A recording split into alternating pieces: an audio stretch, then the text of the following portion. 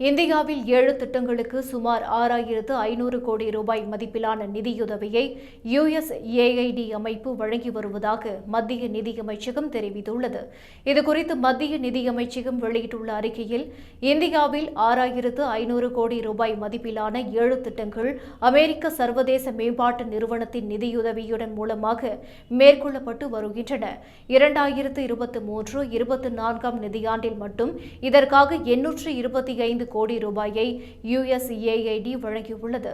விவசாயம் மற்றும் உணவு பாதுகாப்பு, தண்ணீர், சுகாதாரம், புதுப்பிக்கத்தக்க ஆற்றல், பேரிடர் மேலாண்மை உள்ளிட்ட திட்டங்களுக்கு அந்த நிதியாண்டில் அமெரிக்கா நிதியுதவி அளித்துள்ளது என்று தெரிவிக்கப்பட்டுள்ளது.